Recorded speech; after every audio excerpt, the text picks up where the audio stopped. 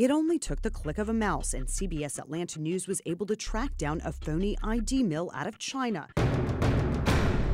They're duplicating nearly real driver's licenses in 20 states, including hard-to-replicate security features like holograms, ultraviolet images, and barcodes. They look more real than mine, and I know mine's real.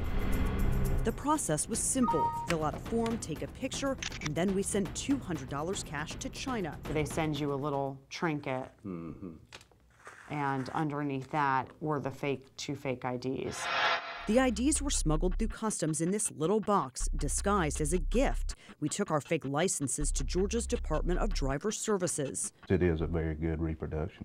Director of Investigations Rick Miller and his team scanned the ID. The presentation of the photograph, the signatures that are around the photograph itself and the placement, the hologram. And they all said it was a good duplicate of a legitimate license. It's not comforting to me. That would be the most important document for a traditional criminal organization or a terrorist organization.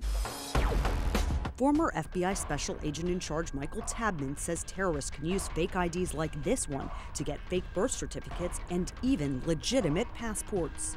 It's very dangerous. Anytime a terrorist or even just a traditional criminal could operate under the cloak of secrecy, you know, they're moving around the country, they're moving around the world, and we can't track them by their real name.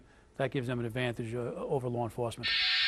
It's a tactic that terrorist groups have used to live in the United States for years while they plot their attacks. For Homeland Security, the issue is, can these IDs actually be used to create a real sort of base of operation or a kind of identity that then has, you know, months or years to, you know, kind of be established. September 11th, 2001.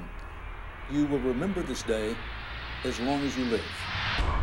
The 9/11 hijackers, for instance, lived in the U.S. and boarded planes that morning using fraudulently obtained state IDs. Somebody who is going to be a potential hijacker, somebody like the 9/11 folks, get in the country, get access to a Georgia, a Tennessee, and Idaho driver's license, and they operate pretty much based on that identification without much problem. It's a frightening thought, but very real concern, according to U.S. Senator Johnny Isakson. As you and I sit here talking somewhere, maybe in the Middle East, maybe somewhere else, maybe even in our own country, there are those that would do us harm, trying to figure out some way to beat the system.